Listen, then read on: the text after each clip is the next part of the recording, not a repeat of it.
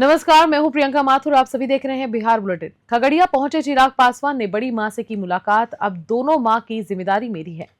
रविवार को केंद्रीय मंत्री चिराग पासवान खगड़िया जिले के शहर बन्नई गांव पहुंचे, जहां उन्होंने अपनी बड़ी मां राजकुमारी देवी से मुलाकात की। चिराग को देखते ही राजकुमारी देवी भावुक हो गई। बताया जा रहा है कि कई दिनों से चिराग से मिलने की इच्छा जता रही थी। चिराग लगभग 35 मिनट तक अपनी मां के साथ रहे और इस दौरान वो बंद कमरे में रहे। इस दौरान उनके साथ खगड़िया सांसद राजेश वर्मा और जमुई सांसद अरुण भारती भी मौजूद थे।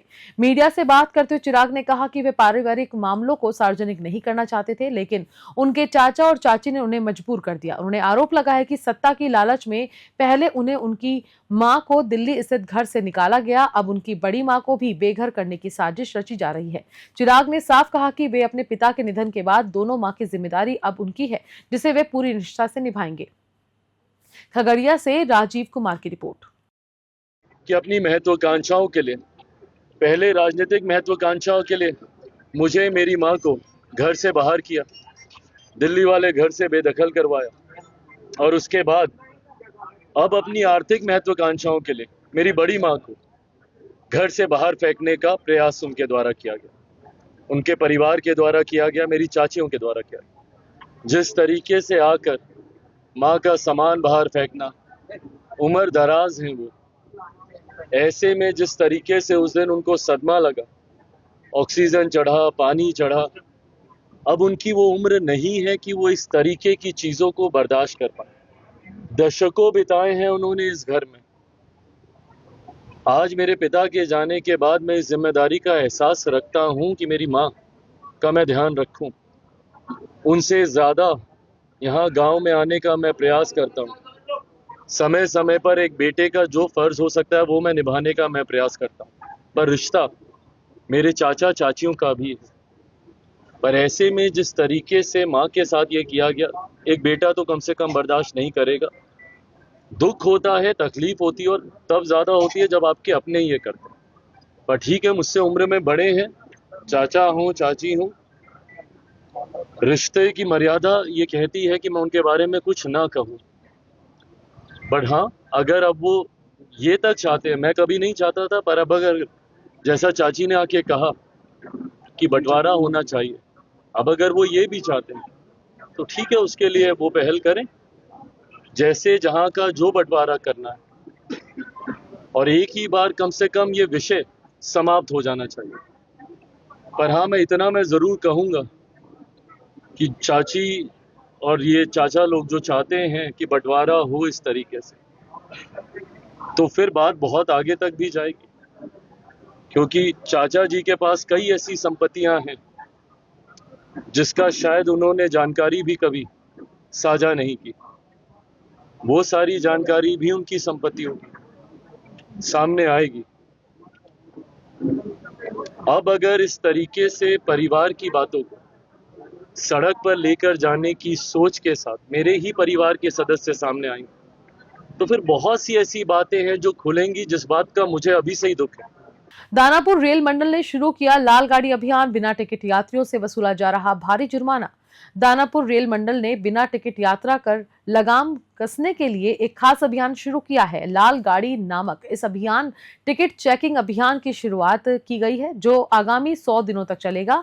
इस दौरान ये गाड़ी दानापुर रेलखंड के सभी स्टेशनों पर रुकेगी और यात्रियों के टिकट की जांच करेगी। एसीएम प्रदीप कुमार के नेतृत्व में चलाए जा रहे इस अभियान में टिकट चेकरों के साथ साथ आरपीएफ जवान और अधिकारी भी शामिल होंगे। अभियान के तहत आज फतुहा, खुसरूपुर, टेका बीघा और बख्तियारपुर स्टेशनों पर चेकिंग की गई, जिसमें 600 बिना टिकट यात्रियों से कुल 2 लाख रुपए का जुर्माना वसूला गया। बख्तियारपुर से विकास कुमार की रिपोर्ट। कि जो ज़्यादातर गाड़ियों में क्या है कि विदाउट टिकट पैसेंजर जा रहे हैं और कुछ ऐसे पैसेंजर हैं जो टिकट भी नहीं है और एसी में जा रहे हैं। तो ये अभियान हमारा कंटिन्यू चलता रहेगा, जिससे क्या है कि लोगों में एक वो हो जाएगा, मतलब डर और भय हो जाएगा कि हमारे रेलवे के जो चेकिंग स्टाफ हैं और आरपीएफ हैं वो मतलब काफ़ी मेहनत कर रही है, तो उससे क्या है वो टिकट लेके चलेंगे, तो उससे हमारे रेल को फ़ायदा होगा और पैसेंजर भी एक सेफ रहेंगे। टिकट रहेगा और उनका इंश्योरेंस रहेगा, कल को कट पिट जाएगा तो उनको क्लेम भी मिलेगा। तो एक अच्छी चीज़ है, उनको यही बता रहे हैं कि भाई टिकट लेके चलो। अब 10 रुपये की टिकट के चक्कर में 350 रुपये उनको देना पड़ता है, तो मतलब उनको अच्छे से मोटिवेट कर रहे हैं कि आप 10 रुपये मत देखो, आप अपना टिकट लेके चलिए और अपना सेफ रहिए। और यही चीज़ है, हम जगह जगह अपना ये अभियान चला रहे हैं। इससे रेगुलर अभी 100 दिन लगातार चलेगी। तो इसके मेन इसका उद्देश्य है कि कैसे पब्लिक में जागरूकता लाया जाए कि वो लोग प्रॉपर टिकट लेके यात्रा करें। और बहुत से लोग हैं जो मंथली टिकट लेके एसी में यात्रा करते हैं, उनको भी आप लोग बताएं जिस क्लास का यात्रा करें। और मेन यही उद्देश्य है कि कैसे विंडो से बढ़ाया जाए और पब्लिक को अपना जागरूक किया जाए कि वो प्रॉपर टिकट लेके ही ट्रेन में यात्रा। फारबिसगंज में रामनवमी पर निकली भव्य रथ यात्रा, सुरक्षा के पुख्ता इंतजामों के बीच दिखा जनसैलाब। फारबिसगंज के राजेंद्र चौक से श्री रामनवमी के शुभ अवसर पर भव्य रथ यात्रा का आयोजन किया गया, जिसमें हजारों की संख्या में राम भक्तों ने भाग लिया। भगवा वस्त्र और साफा पहने श्रद्धालु जय श्री राम के नारों के साथ शोभा यात्रा में शामिल हुए और पूरे शहर का माहौल भक्तिमय हो गया। ये रथ यात्रा राजेंद्र चौक से शुरू होकर शहर के छुआपट्टी, पोस्ट ऑफिस चौक, स्टेशन चौक, पटेल चौक, सदर रोड और राम मनोहर लोहिया पथ होते हुए दीनदयाल चौक तक पहुंचकर संपन्न हुई। इस धार्मिक यात्रा में महिलाओं की भी भागीदारी उल्लेखनीय रही। शोभा यात्रा की धार्मिक झांकियां, बैंड बाजे और ध्वज पताकाएं आकर्षण का केंद्र रही।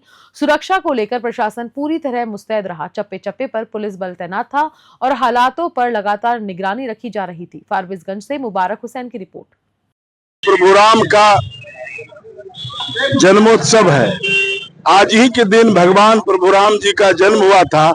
आज पूरे देश में रामनवमी का त्योहार है और पूरे देश में आज खुशहाली है कि भगवान आज ही जन्म लिए थे। उसी कड़ी में आज फारबिसगंज की धरती पे हर साल की तरह इस बार भी काफी संख्या में श्रद्धालु भगवान प्रभु राम के भक्त आज सड़कों पे निकले और खास करके महिलाओं का संख्या में जो देखा मैंने, वह निश्चित रूप से भगवान के प्रति जो आस्था है वह चारों तरफ दिख रहा है। ऐसे शुभ अवसर पर मैं तमाम देशवासियों को और अररिया जिला वासियों सहित फारबिसगंज विधानसभा के सभी भाइयों बहनों को आज मैं बधाई देता हूं और भगवान प्रभु राम से कामना करता हूं कि आप स्वस्थ रहें और विकसित बिहार और विकसित भारत बने। यही मेरा प्रभु राम से कामना है। समस्त जनता को रामनवमी की हार्दिक शुभकामनाएं एवं बधाई। और इस पावन घड़ी में जो हमारे वक्फ बिल जो पास हुआ है राज्यसभा और लोकसभा में, बहुत ही सराहनीय काम है। इसके लिए हम बहुत बहुत बधाई धन्यवाद देना चाहते हैं माननीय संसद जी को, गृह मंत्री जी को दिल से आभार व्यक्त करते हैं।